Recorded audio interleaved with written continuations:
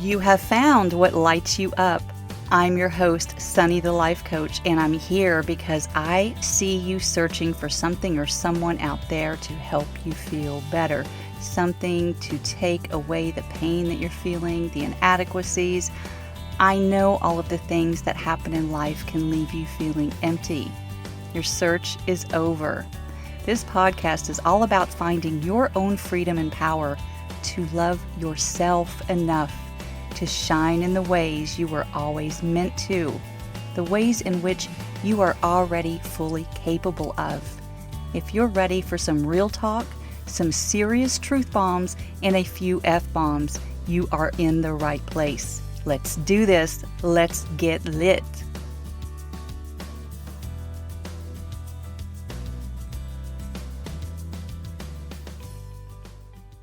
Hey there and welcome. Thank you for pressing play today on such a weighty topic, yet a very necessary one.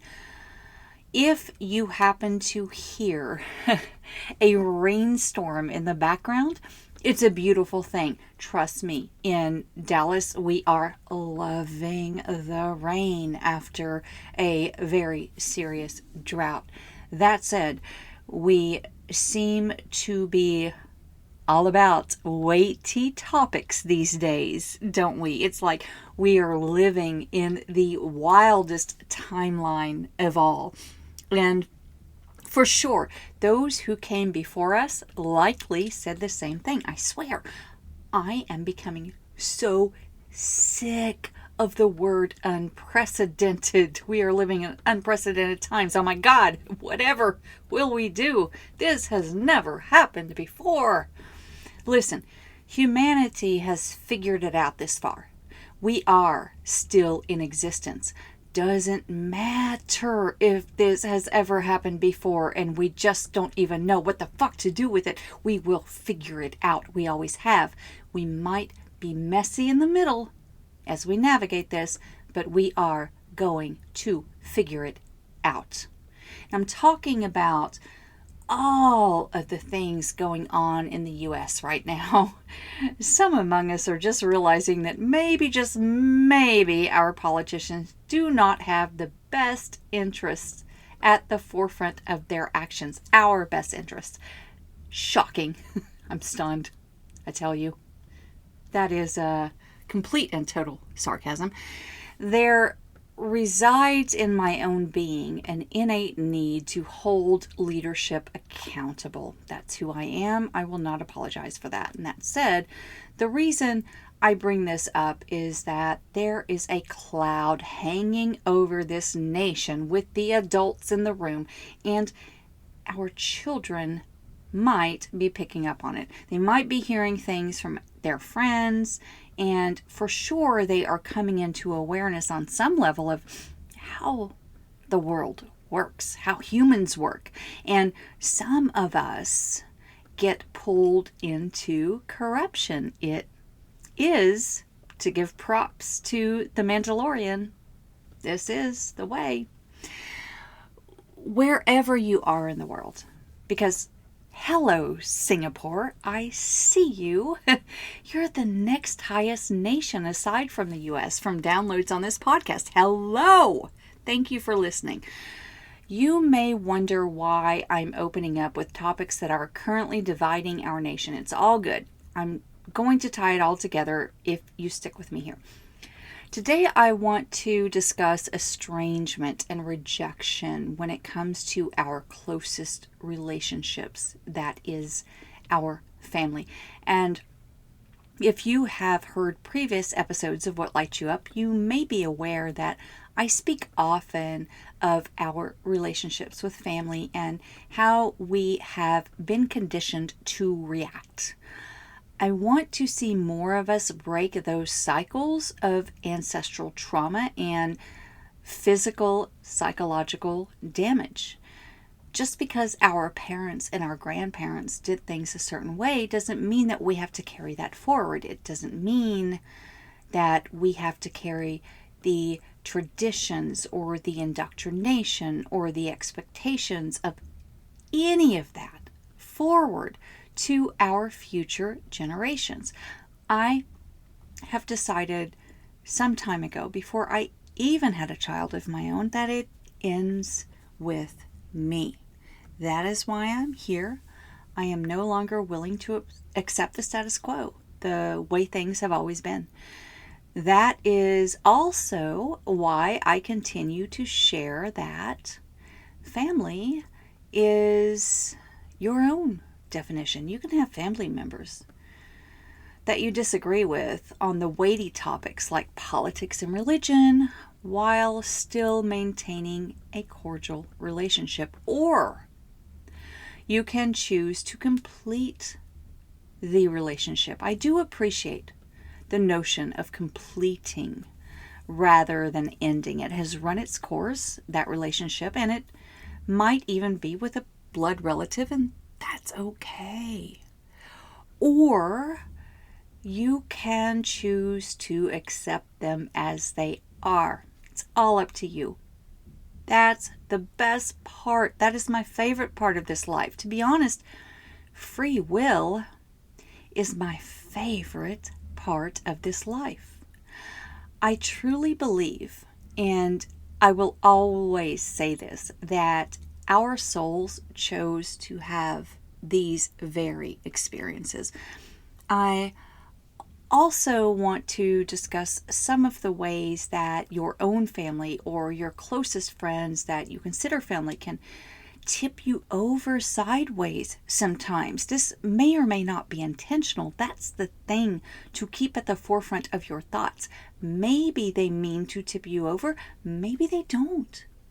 Listen, the people who make up our families, the other humans, they may or may not be intentional with their thought processes around you and what you believe and what you agree with, and hell, even how you perceive other family members.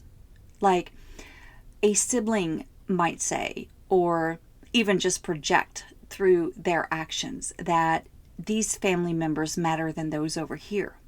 We choose who we attach to. We may say that we didn't choose our family of origin.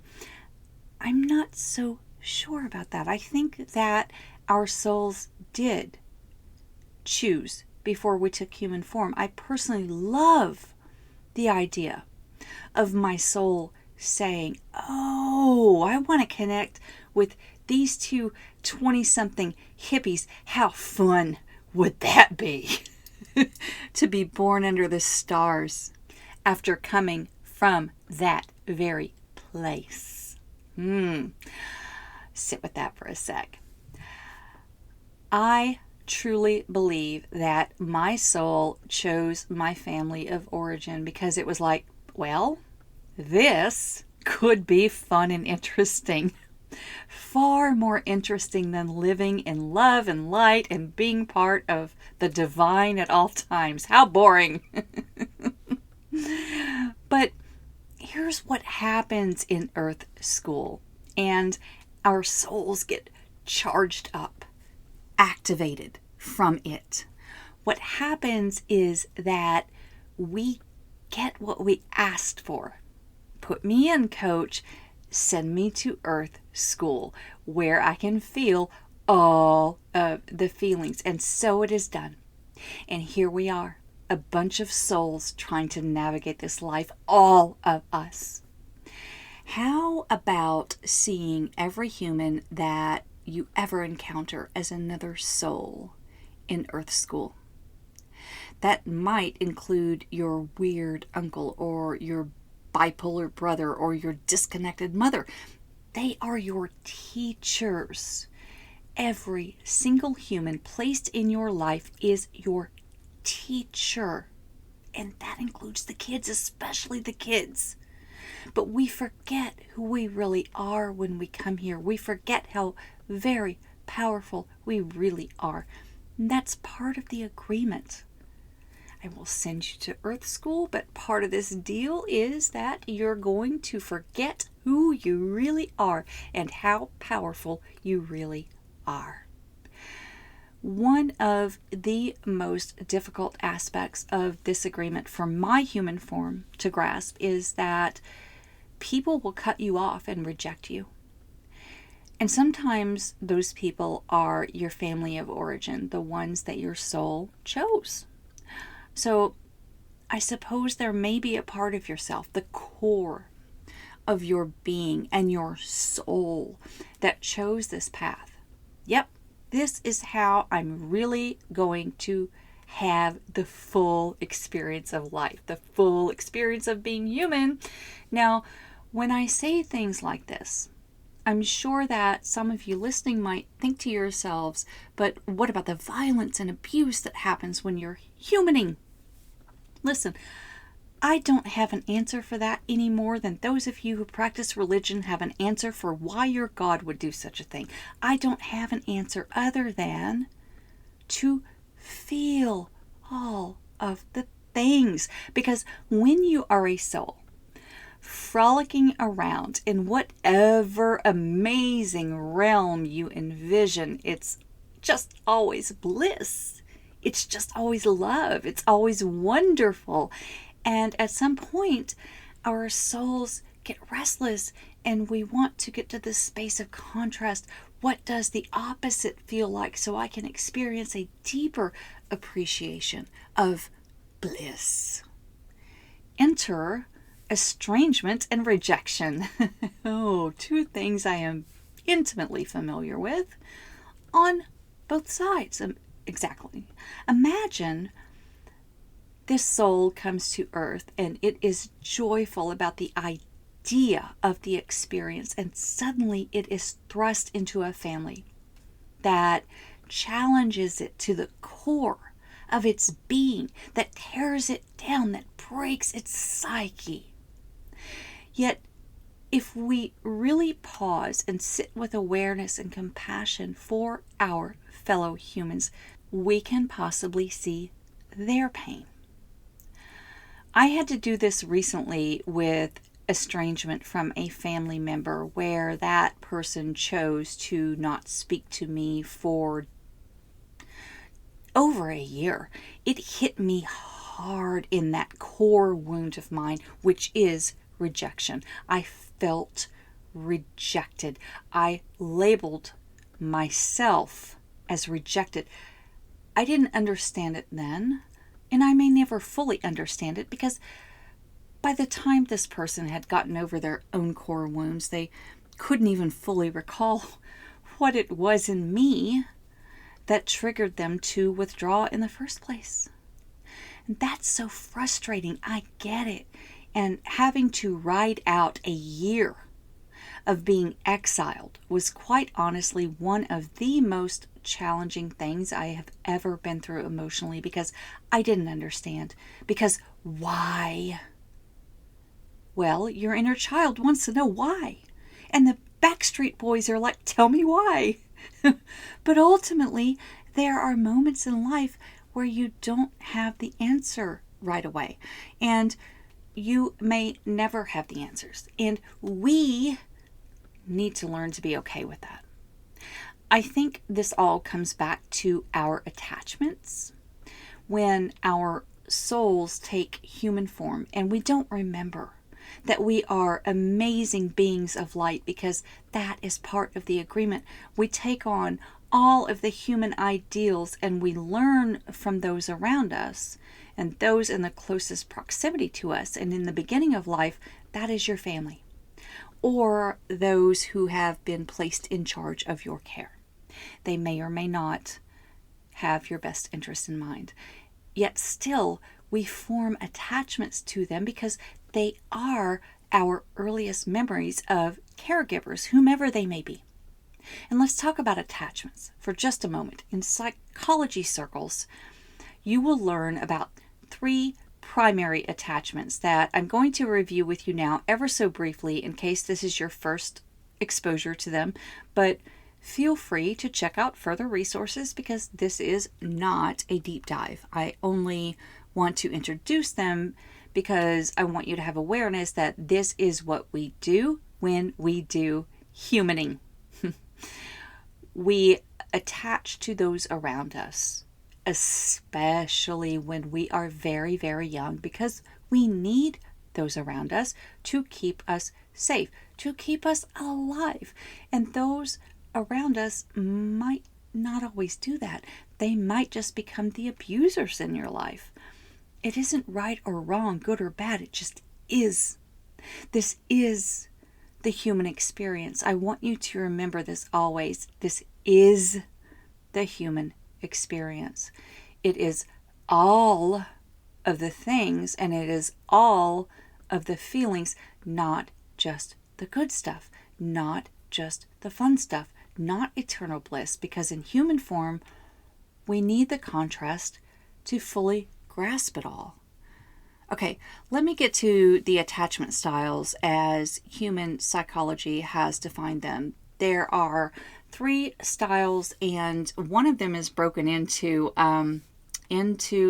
2, which I may see myself in. Let's talk about them. There is a secure attachment style, which means that you can always trust fairly easily. You are a secure attachment style. You are attuned to your emotions and can communicate upsets directly. In other words, you can speak your mind directly. I am angry with you for saying this. I mean, that's it. Secure. And then finally leads with cooperative and flexible behavior in relationships. And that plays right in to, like, it's 4 things.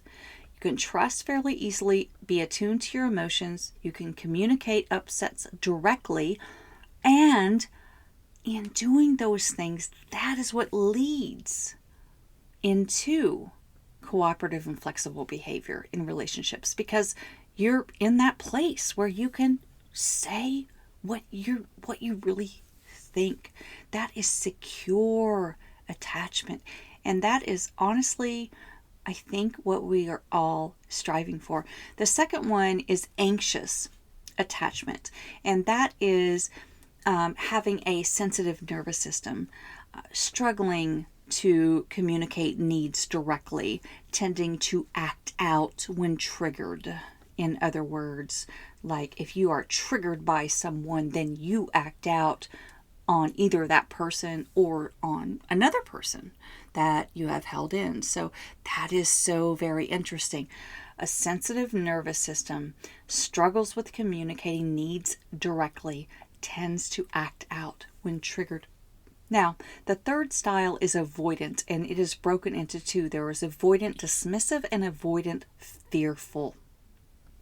Okay, so avoidant dismissive downplays the importance of relationships, is usually extremely self-reliant, and can be more vulnerable when there is a big crisis, which, again, there's nothing wrong with vulnerability, but can be more vulnerable when there is a big crisis, might cue you in to someone that you love that may react this way in a certain scenario, right? A crisis scenario, being vulnerable kind of thing. It is part of the attachment, is part of that reaction, is part of what has been ingrained. And then finally, there's the avoidant fearful version, which is more dependent in relationships than an avoidant, more dismissive, strongly fears rejection, has low self-esteem, has high anxiety in relationships. So those are 2 things. Again, the avoidant is broken into 2. And I just think that they could be broken into all of these things. There are so many complexities with humans. I just want to say that right now. But I wanted to give you just the background on attachment styles if you hadn't heard those before. What happens to you within your own bio-individuality that sends you somewhere emotionally when a family member cuts you off, for example? And for me, I tend to dance between anxious and the fearful version of avoidance, not sure what exactly I am afraid of beyond making a mistake or having others judge me, but I'm choosing this for me from my gut instinct and because I know me. That I do not become more vulnerable in a big crisis. I will spring into action. To me, a big crisis is a full activation of your nervous system. If you aren't numbing or avoiding, allow me to insert a little story about attachment here because this is going to all make sense, I think. About 2 weeks ago, our 13-year-old son came home from school and proudly announced that he was going to join the football team. He said he had already spoken to the coaches, the teachers, and his counselor. He had rearranged his academic schedule. It will work. Everyone is on board, and that is what he is doing. Everyone? Really? You had a conversation with your parents about your plans first? And who's going to take you to daily practice at 6 a.m.? And without missing a beat, he said, "You are." Yeah, because I'm his free Uber. But for all of that, for all of my thoughts about him taking initiative and doing his own thing, which is wild and wonderful, by the way, did you hear the part about he signed himself up and rearranged his school schedule to make it work? Holy shit, he's a sovereign being. For all of that, I was so proud of him for taking the initiative and plotting out his own day, even if he didn't first confirm the ride. Okay, he didn't think of all the things. And when I shared this experience with my friend Leanna this morning, who is also an adoptive parent, she gently reminded me that we learned about attachments during the adoption process. Now, her adopted child just started kindergarten and mine just entered 8th grade. So there's a passing of time and a filing away in the brain of what's important and what isn't. Yet, there's also our subconscious to take into consideration. There isn't always awareness there. It is a hidden program, if you will. I recalled my own experience as soon as she said it, but I also responded, well, it's been longer for me, and I've filed that away. The point that Leanna made was this, and it is very profound. She said, how wonderful that your son felt so secure in not only his decision, but also knowing that his parents will support him no matter what. God, that makes me well up just a bit because she's right. That is breaking the cycle, my friends. When your child can walk up to you all full of himself with his own independence and be comfortable with stating, this is what I have decided for my life and I know you will support me. And he didn't say that last part, but still, it's the underlying thing. Well, that is everything. And I'm not trying to say that I'm Mom of the Year. I certainly am not. But that's the thing. I'm not out for an award or recognition here. I'm just trying to navigate this life. Maybe a little better than the generation before me. Now, I could have been a total bitch about it all. I could have said what my mother said to me, which was, Dad wouldn't let me be a cheerleader, so you can't either. Why should I let you? That's what she said. And that was that. A rejection of what I truly wanted to do. It was partly what sent me into that fearful phase of attachment. What do I need to do to please those around me so they will let me do what I want to do in life? It would be years later that she would share with me that she simply didn't want me to be a part of that culture. And also now living in Texas, to be honest, cheerleading is the most dangerous sport of all. Now, I wouldn't have been at risk of injury in the small community I was trying to be worthy in, because all of the popular girls were on the cheer team, and my mom kept me from that. Many years of resentment followed by feelings of rejection. I have never known what it's like to wear a cute cheerleader uniform. And I know plenty of cheerleaders who wish they never were. Full circle, my friends, full freaking circle. And cycle breaking.